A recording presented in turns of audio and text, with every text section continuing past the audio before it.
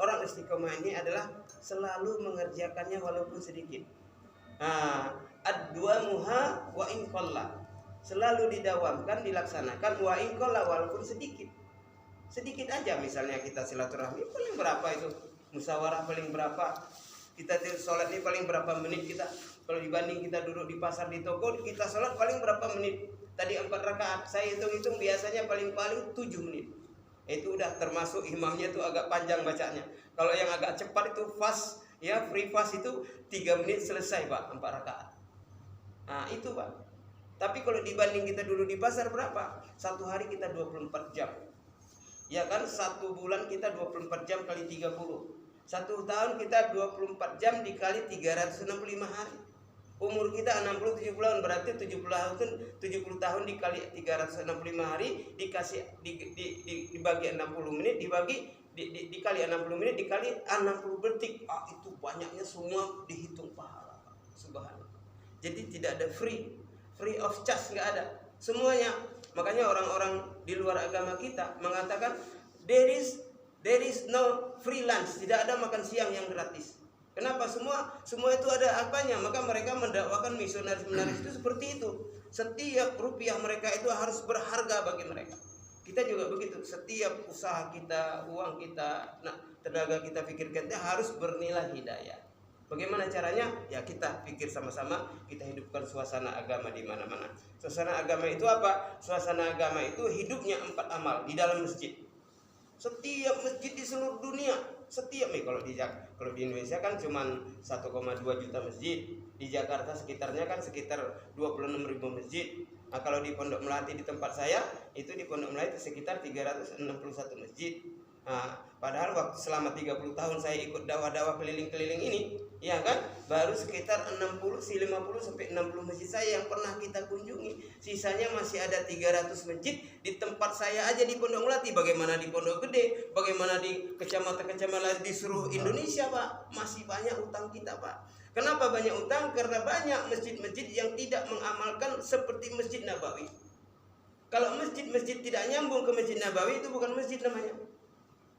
Itu adalah gedung, itu adalah seperti villa. Memang gambarnya gambar masjid, tapi amalannya nggak nyambung. Kalau amalan nggak nyambung, walaupun masjidnya hebat, kokoh, Nabi bilang nanti di akhir zaman umatku akan membangun masjid tapi khurban minal huda, wa masajidun khurban minal, masjid-masjid sepi dari hidayah. Kenapa? Karena dibangun nanti umatku membangun masjid mewah-mewah minad dhahabi wal fiddah, daripada emas dan perak. Ya, tetapi selalu dikunci, selalu sepi, tidak ada amalan. Dan amalan masjid ini mesti nyambung kepada Masjid Nabawi. Kalau enggak, kita tidak dikatakan masjid. Kalau dikatakan masjid itu masjid sebagaimana Nabi membangun masjid, yaitu pertama hidup amal dakwah, yang kedua ilmu taklim taklum, yang kedua zikir ibadah, dan keempat adalah perkhidmatan, pelayanan masyarakat. Harus ada yang melayani. Kalau nggak ada yang 4 amal ini, berarti kita nggak nyambung ke Masjid Nabawi. Berarti kita bikin pola sendiri, cara sendiri, kayak seperti orang dunia. Orang dunia bangun masjid seperti itu. Kita ini membangun masjid, begitu turun ayat, ya kan, Abu Amir datang. Abu Amir itu gembong munafik. Orang munafik itu pura-pura Islam, tapi dalam hatinya nggak suka sama dakwah. Dia bilang dia bangun masjid bagus, sampai digelar oleh Nabi. Nabi itu namanya Masjid Diror. Diundanglah Nabi waktu pulang dari Tabuk. Ya Nabi, ya Muhammad, sholatlah di tempat aku. Sholat aku masjidku itu bagus.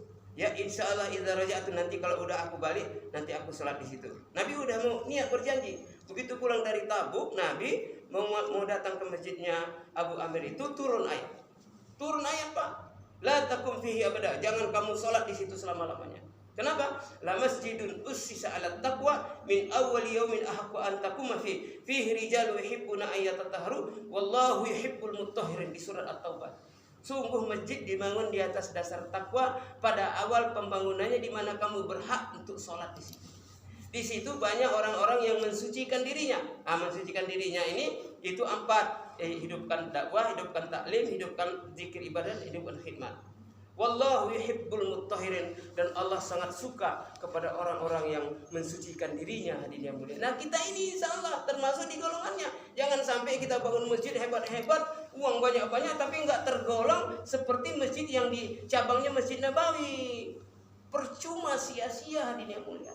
Jadi oleh karena itulah saya mengimbau di hari-hari terakhir ini ya, di hari-hari terakhir kira-kira 3 hari lagi ini selesai puasa kita, masya Allah ya. Tadi malam kita sudah qiyamul lail, sudah ada apa sebab ini semua tahajud, sudah puasa, sudah apa, bagus-bagus. Insya Allah di akhir hari-hari terakhir ini bapak-bapak ini pasukan intinya nih, garda depan ini ya, supaya kita istiqomah. Nanti malam kita juga tahajud malam, doa lagi kepada Allah, qiyamul lagi, minta lagi kepada Allah. Mudah-mudahan Lailatul Qadar yang mulia, yang lebih hebat, yang lebih berharga, ya berbanding daripada 1000 bulan itu kita peroleh, sehingga kita pulang dengan Idul Fitri, kembali suci menghadap Allah Subhanahu wa taala seperti anak baru dilahirkan tanpa dosa. Kullu mauludin yuladu alal fitrah fa abawaihi ayyujahidanna aw yunasiranna aw yumajmasijanna. Seluruh anak lahir dalam keadaan suci, kedua ibu bapaknya menjadikannya Yahudi, Nasara ataupun Majusi. Oleh karena itulah kita sekarang kita bina diri kita dan saudara kita, kelompok kita semua, orang-orang Islam semua, supaya mendapatkan kebaikan kembali kepada suci alias Idul Fitri. Demikian saja dari saya. Mudah-mudahan Allah memberikan kekuatan dan taufik kepada kita.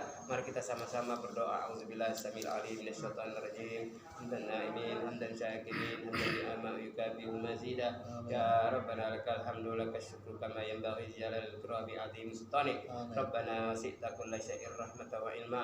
Faghfir lil ladzina tabu wa tabau sabilaka wa qihim adzabal jahim. Rabbana wa'adilhum jannatu adnin allati wa'adtahum wa man salaha min abaihim wa azwajihim wa dhurriyyatihim innaka antal azizul hakim. Rabbana atina fid dunya hasanah wa fil akhirati hasanah wa qina adzabannar. Wa sallallahu ala khairi khalqihi nabiyil ummi Muhammadin wa ashabihi. Subhana rabbika rabbil izzati amma yasifun wa salamun alal mursalin walhamdulillahi rabbil alamin.